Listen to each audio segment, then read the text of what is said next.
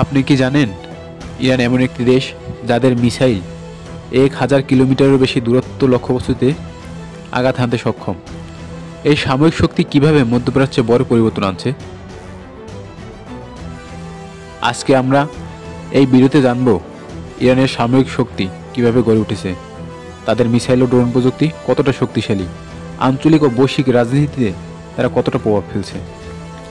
প্রথমে আলোচনা করব ইরানের সামরিক ইতিহাস ও বর্তমান সময় নিয়ে। ইরানের সামরিক শক্তি শুধু তাদের আজকের বিষয় নয়, এটি গড়ে উঠেছে ইতিহাসের একটি দীর্ঘ পথ পেরিয়ে। কিন্তু কিভাবে তারা এত উন্নতি করল, বিশেষ করে পশ্চিমা নিষেধাজ্ঞার পরেও। ইরানের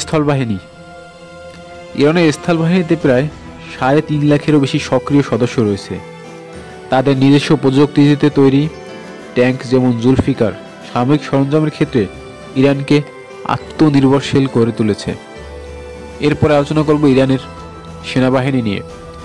ইরানের সেনাবাহিনীতে সক্রিয় সদস্য সংখ্যা প্রায় 6,10,000। তাদের রিজার্ভ সদস্য রয়েছে প্রায় 3,50,000। এরপরে ইরানের বিমান বাহিনী। ইরানের মোট বিমান রয়েছে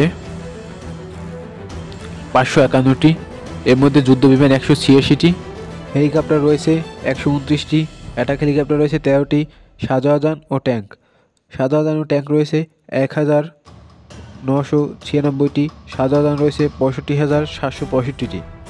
আর্টিলারি, স্বয়ংক্রিয় আর্টিলারি রয়েছে 580টি, টাউডার আর্টিলারি রয়েছে 2050টি, রকেট আর্টিলারি রয়েছে 775টি। নৌবাহিনী। পারস্য উপসাগরে ইরানের নৌবাহিনী একটি বড় শক্তি। হরমুজ প্রণালীতে তারা কিভাবে আধিপত্য বিস্তার করে রাখে দেখলে চমকে যাবেন। ইরানের নৌবাহিনীতে মোট যুদ্ধজাহাজ সংখ্যা 101টি, ফ্রিগেট রয়েছে 7টি, করভেট 3টি, সাবমেরিন রয়েছে 19টি, পেট্রোল নৌযান রয়েছে 21টি, মাইন যুদ্ধজাহাজ রয়েছে 1টি।